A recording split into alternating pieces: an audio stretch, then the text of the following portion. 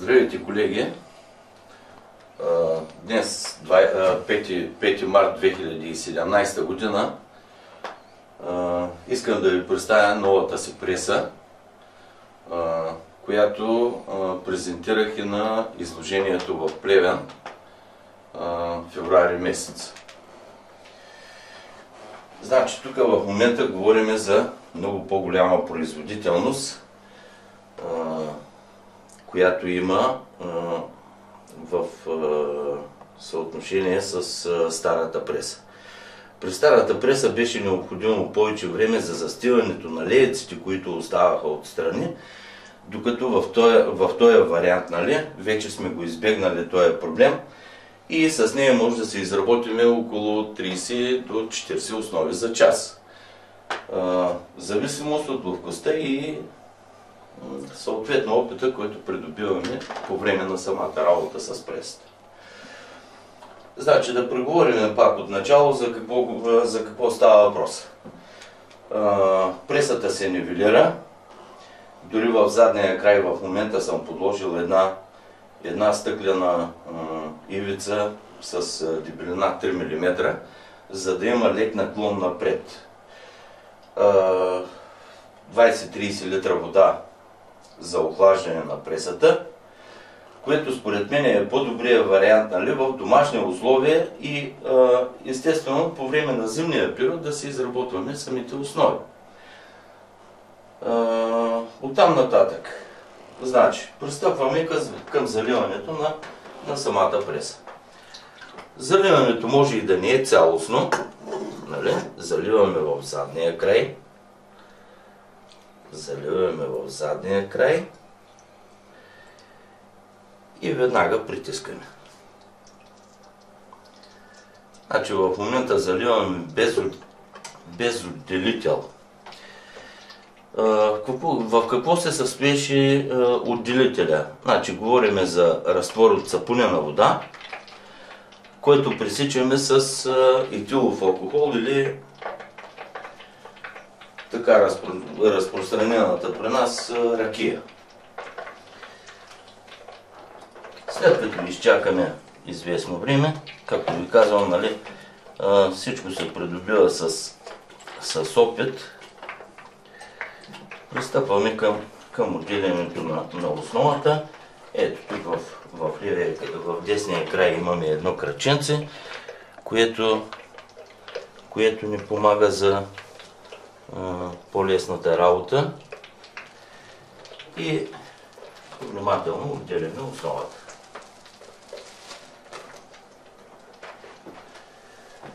Поставяме си я.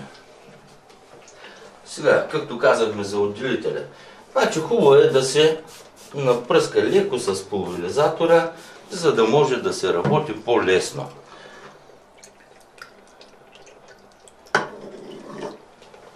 По-лесно да се отдели основата от самата преса.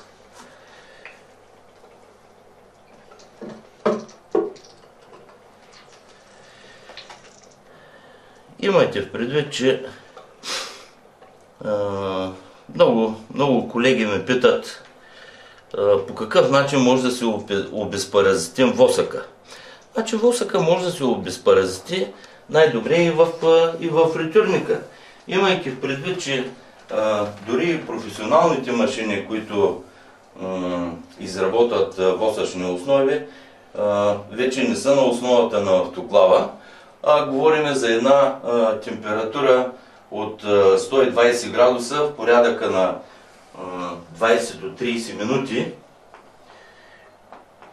да се загрее восъка, след което восъка се оставя да изстине до около 90 градуса и започват да се изработват и там восъчните основи.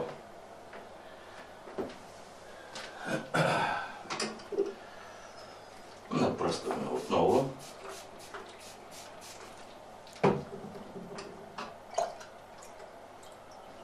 Така. Заливаме, както казахме, може да не е цялостно заливането. Пресата предизвиква голям интерес от страна на биологичните пчелари в Плевен. А и всеки, според мен, уважаващ себе си пчелар, а и уважаващ и пчелите си, би трябвало да има едно такова устройство. По простата причина, че тук знаем какво залагаме. Значи залагаме восък и имаме 100% восъчна основа, която пчелите веднага тръгват да работят, да градят.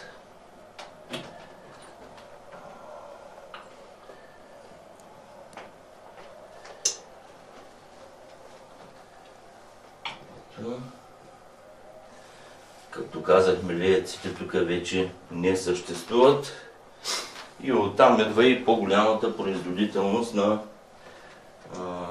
самата преса.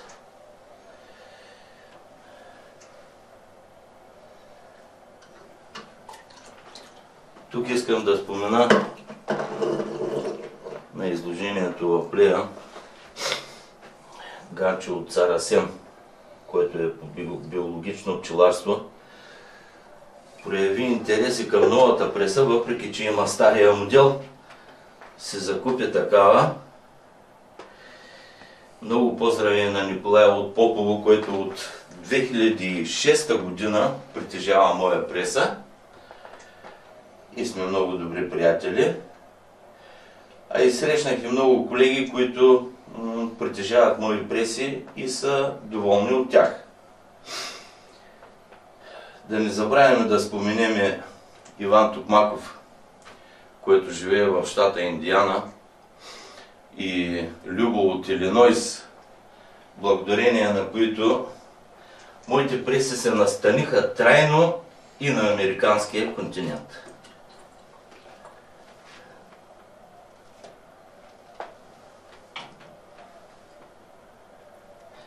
Както казахме, тук не се работи с режещи инструменти. Необходими са ни само 2 ръце и достатъчно количество восък, чрез което да се набавяме необходимите восъчни основи за сезона.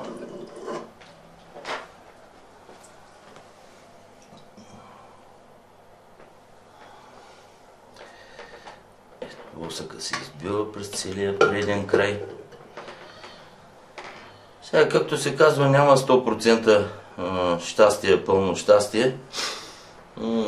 Тук е необходимо восъка, който е в казанчето, да не се добавя веднага, нали, в фритюрника, да се слага, да се затопли, защото така или иначе по него има малко количество вода и в случай, че веднага се добави в фритюрника, от водата започват да се получават неприятни пръски,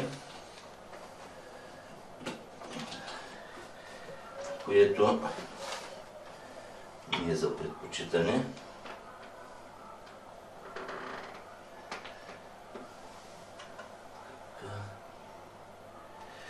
Значи говорим за грамажа на самите основи.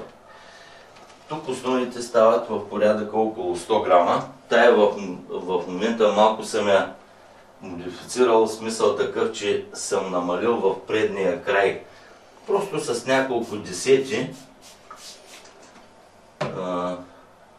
ограничителите, които виждате тук са в предния край, които са.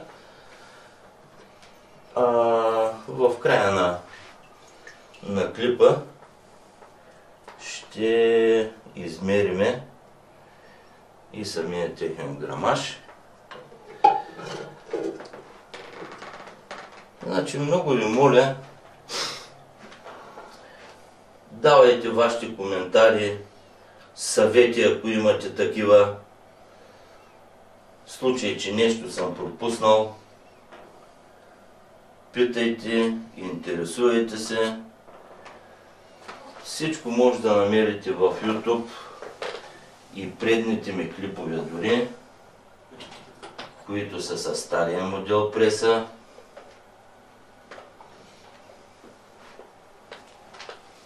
Ето, просто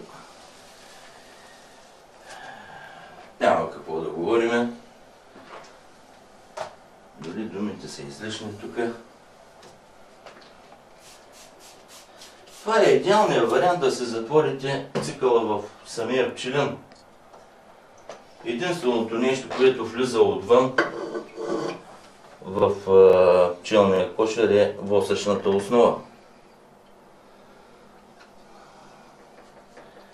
Восъчната основа, която много колеги казват, по-дебелата основа ще се свлече. Значи, по-дебелата основа много по-добре се зателва, ако използвате непрекъснат тел по време на зателването на рамката и зателвате с ток, с зарядно устройство на акумулатор или пък с трансформатор. Вероятността да се накъса прясно изградена пита е почти нулева.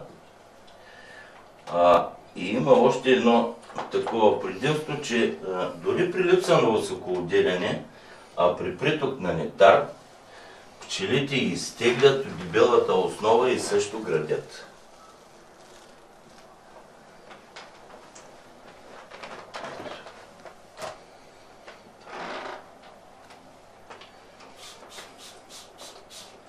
Може да се работи и без отделител, но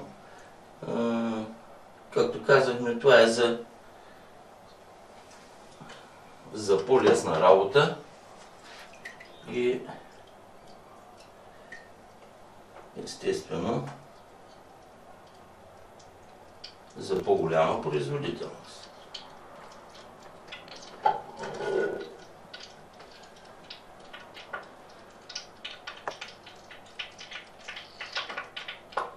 Така. Значи това ще не е последната основа, която си изработихме. Исках да ви кажа само, да допълня, че един вид грамажа на самата основа се регулира и чрез температурата на восъка. Ако восъка ни е застинал доста, в смисъл такъв под 90 градуса, основата ви ще стане по-дебела, затова че е хубаво с един контролен термометър, един смисъл такъв живачен, който е с скала над 100 градуса, нали, да си калибрирате, както се казва, нали, да си калибрирате температурата на восъка, понеже скалите на тия фритюрници, те са само един вид така ориентировачни. Сега, в момента да видим за какъв грамаж на восъчните основи става въпрос, след като ги направихме за няколко минути тия. 99 грама. Номер 1. Номер 2. 97 грама.